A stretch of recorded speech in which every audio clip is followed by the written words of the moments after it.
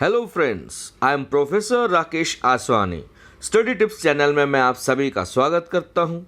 दोस्तों, आज का जो मैं टॉपिक कवर करने जा रहा हूं उसका नाम है 4 P's या फिर आप कह सकते हैं 7 P's of marketing mix. 4 P's 7 P's of marketing mix या फिर आप कह सकते हैं एलिमेंट्स ऑफ मार्केटिंग मिक्स। बहुत ही इंपॉर्टेंट और स्कोरिंग टॉपिक है। इसको एग्जाम में कैसे पूछा जाएगा, कैसे लिखना है, बहुत सारी बातें आज मैं आपके साथ शेयर करने जा रहा हूँ।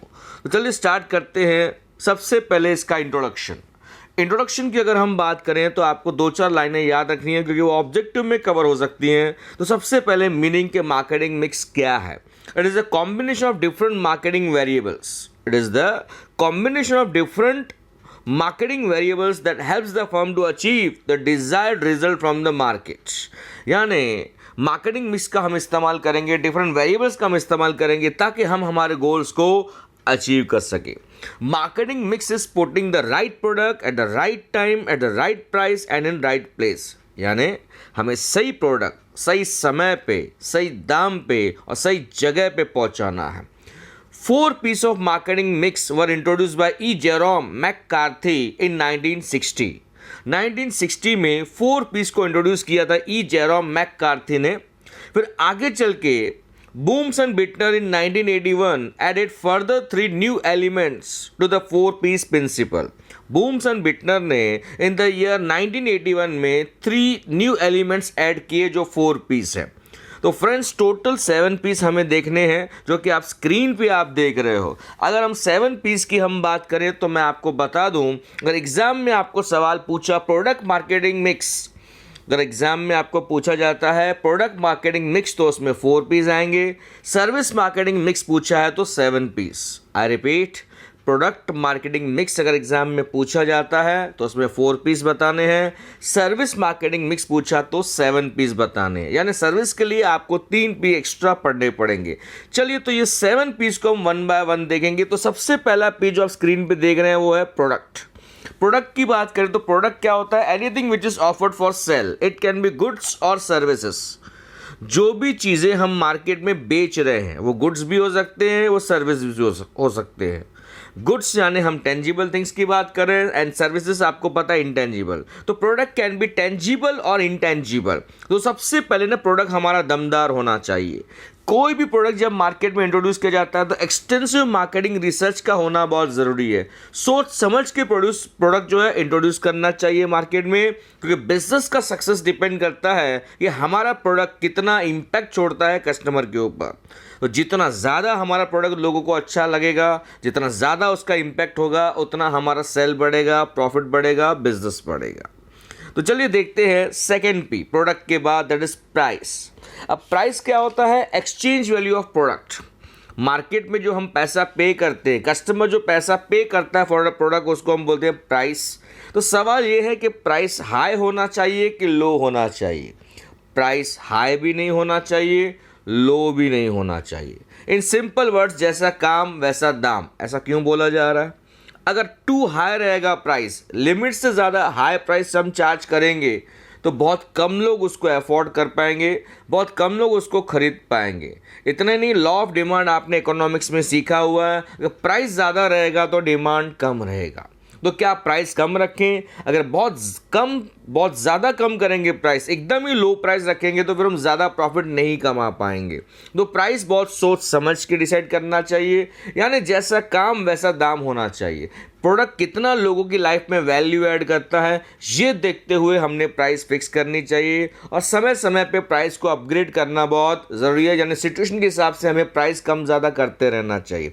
इतना ही नहीं, प्राइस फिक्स करते समय कुछ फैक्टर्स का हमें ध्यान रखना चाहिए, जैसे हमारा कॉस्ट ऑफ प्रोडक्ट कितना है, कस्टमर कितना देने के लिए तैयार है, ये सब देखना पड़ता है। कॉम्पिटिटर का प्राइस कितना है, इस कुछ चीज़ों पे हमने वर्कआउट करना बहुत ज़रूरी है। और सबसे मोस्ट डिफ़िकल्ट जो है चीज़ है वो है फिक्सिंग द प्राइस, जो कि आसान नहीं है। चलिए आगे बढ़ते हैं। थर्ड P की हम बात करें, दैट इज़ प्लेस। प्लेस का मतलब यहाँ पे है डिस्ट्रीब्यूशन चैनल की हम बात करें तो हमारा डिस्ट्रीब्यूशन चैनल जो है ऐसा होना चाहिए जो सही जगह पे, सही समय पे और सही दाम पे प्रोडक्ट लोगों तक पहुंचा सके। जहां पे प्रोडक्ट की डिमांड हो वहां पे प्रोडक्ट मिलना चाहिए। जहाँ पे भी डिमांड हो वहाँ पे, फॉर एग्जांपल आप घूमने जाते हो तो वहाँ पे भी आपको कई सारी चीज़ें मिलती रहती है। आप कहीं पे भी कुछ भी डिमांड करते हो तो आपको वो चीज़ें वहाँ पे मिलती है। तो जिस किसी लोकेशन पे जहाँ डिमांड है वहाँ तक हमने प्रोडक्ट को पहुँचाना है। Next point is promotion. अब प्रमोशन क्या होता है, ये एक इंपॉर्टेंट एलिमेंट है मार्केटिंग मिक्स का। यहाँ पे हमने सेल्स को बढ़ाना है। तो सेल्स को कैसे बढ़ाएंगे, तो उसके लिए प्रोडक्ट जो है सेल बढ़ाने के लिए हम बात कर रहे हैं प्रमोशन मिक्स की। यानी हमारे कुछ हथियार हैं जिसका हम इस्तेमाल करेंगे ताकि हमारे प्रोडक्ट का सेल बढ़ेगा। क्या क्या हथियार हैं प्रमोशन मिक्स में, अगर आप देख पा रहे हो, इट इंक्लूड्स सबसे पहले एडवर्टाइजिंग। एडवर्टाइजिंग की बात करें तो through an ad company makes people mad. Yes, advertising के जरिए हम लोगों को अट्रैक्ट करते हैं ताकि ज़्यादा से ज़्यादा लोग हमारे प्रोडक्ट को खरीदें। नेक्स्ट उसमें दिया गया है डायरेक्ट मार्केटिंग करना है। यस, कई बार डायरेक्ट मार्केटिंग की जाती है, आपसे बातचीत की जाती है, आपको ऑफर्स दिए जाते हैं, आपको समझाया जाता है ताकि हम आपको ज़्यादा से ज़्यादा प्रोडक्ट बेच के ज़्यादा से ज़्यादा प्रॉफिट अर्न कर सकें। नेक्स्ट उसमें दिए गए सेल्स प्रमोशन, जो डिफरेंट स्कीम्स हमें देखने को मिलते हैं, इतना रुपीज़ ऑफ, ये आज के लिए ऑफर, एक्सेट्रा, एक्सचेंज ऑफर। ये सेल्स प्रमोशन की जो स्कीम्स होते हैं ना, जानबूझ के लाए जाते हैं ताकि हम ज़्यादा से ज़्यादा लोगों को अट्रैक्ट कर सकें। नेक्स्ट इज पर्सनल सेलिंग, यानी हम सेल्समैन की बात कर रहे हैं। सेल्समैन का काम ही ये होता है कि लोगों का माइंड हमने टर्न करना है, नहीं लेने वाला भी हमसे प्रोडक्ट ले, तो ये कोशिश की जाती है ताकि हमारा प्रोडक्ट ज़्यादा से ज़्यादा बिकना चाहिए। तो ये थे हमारे 4 पीस। ये 4 पीस हमने किस में लिखने हैं, प्रोडक्ट मार्केटिंग मिक्स में लिखने हैं। अगर सर्विस मार्केटिंग मिक्स पूछा तो बाकी के 3 पीस भी आपको ऐड करने पड़ेंगे। तो देखते हैं, नेक्स्ट पीस पीपल यानी हम यहाँ पे हमारे एम्प्लॉयज़ की बात कर रहे हैं। अब क्या होता है, सर्विस कौन डिलीवर करते हैं, हमारे एम्प्लॉयज़ डिलीवर करते हैं। तो हमें राइट पीपल को जो है अपॉइंट करना है, सही व्यक्ति को हमने काम पे रखना है, समय समय पे उसको ट्रेनिंग वगैरह देनी है, क्योंकि यही वो लोग हैं जो बाहर कस्टमर को सर्विस देते हैं। तो हमारे पास टैलेंटेड लोग होने चाहिए, यानी selecting right person for the right job. तो सही व्यक्ति को सिलेक्ट करो, उनको ट्रेन करो, समय समय पे उनके स्किल्स को डेवलप करो, अपग्रेड करो, और ऐसे एम्प्लॉयज़ को अपने पास रिटेन करके रखो, यानी संभाल के रखो।